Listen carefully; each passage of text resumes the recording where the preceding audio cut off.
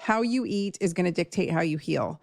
How you move every single day and how you choose to live your life, as far as how you treat your body as a vessel that you need to train and hone and respect and stay active, is going to impact how any therapeutic that is applied to you works.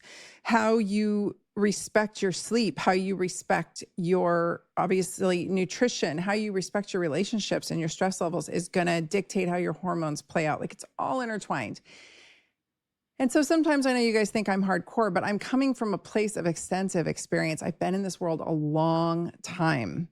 I have been doing this a long time. Before that, I was very intimately interested in health. I had read pretty much I grew up down the street from the library. And so I would walk, I don't know, it was probably half a mile. I'd walk to the library constantly and just read every book I could on nutrition because I was so interested in it as a teenager. So like, this has been my world. In undergrad, I worked at Oregon Health Sciences University as a research assistant. I mean, it goes on and on and on. It goes all the way back actually to my great-grandma. My great-grandma was an herbalist and was healing people with nutritional supplements. I guess people now today would call her a health coach, but that's what my great-grandma was doing. So I picked up a lot of this along the way via my mom and just the way that I was raised, right? So he was right about all of it. And it has more recently gotten very popular. And it's very bizarre because I've been beating this drum for, I don't even know how long. I've been online since 2016 and I've been beating this drum, same drum. Back then it was not cool. They were, the big health influencers were telling you to do yoga and eat vegan. And I was telling people to like eat steak and deadlift. It was not popular. There was no term for carnivore back then. I mean, heck, we just had gotten the paleo diet, really. So these things stand to the test of time because your metabolic health ultimately is what is going to dictate your overall health. And it doesn't need to be overly complicated. And this industry has gotten so out of control. The wellness industry is so gross. And I'm so grossed out by what it has become. And I'm even more grossed out that I am embroiled in it.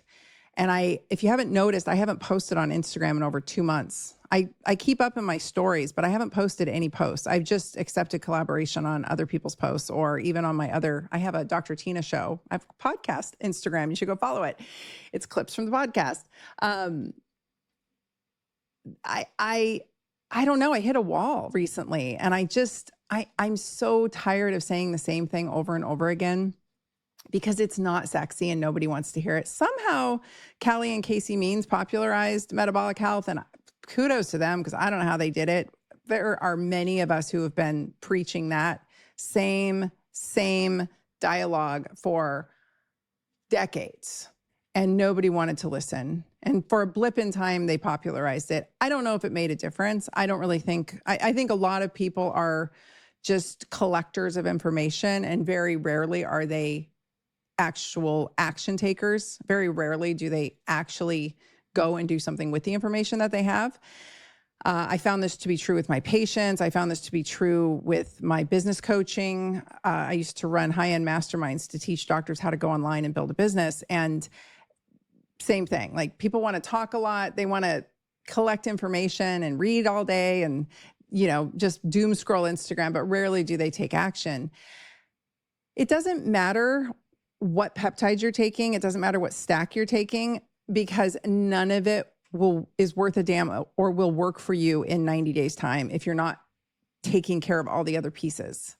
And I know that's hard to hear and it pisses people off, but this is just the new sweetheart on the scene. You see, I have access to regenerative things that, like exosomes, for instance. I've had access to that for a long time, long before many of you ever heard about it.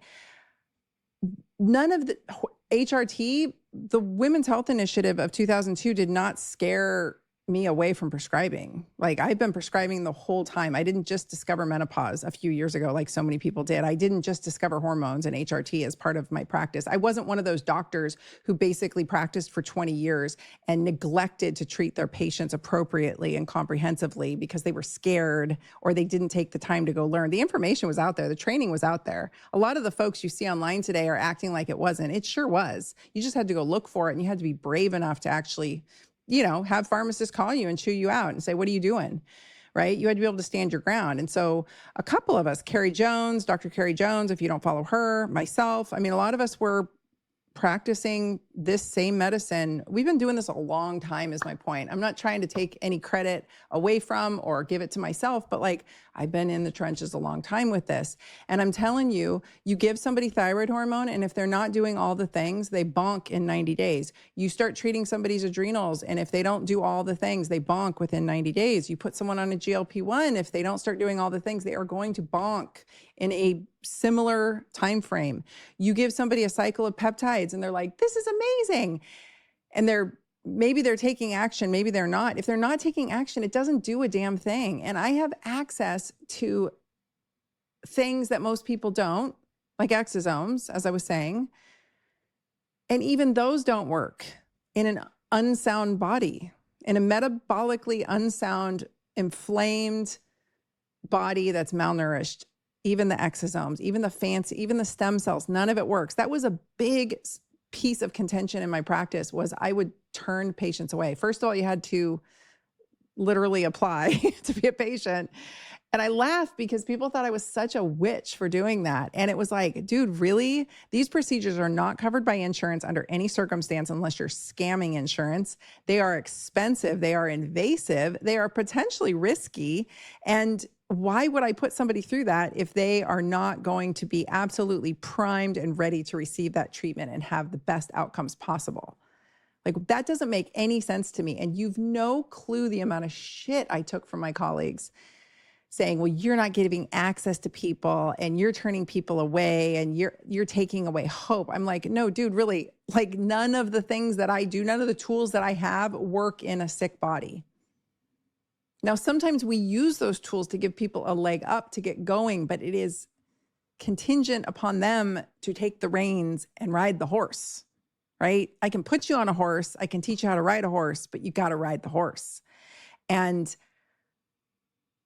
I took it's been constant. And then I got called fatophobic the other day. I got just completely torn apart in my DMs because I put that podcast out recently that this microdosing for weight loss is a total scam. I never said that. That was never my intention. And it's the messaging that's come across because of the powers that be. Who knows? It's so gross, and you're so being scammed by it.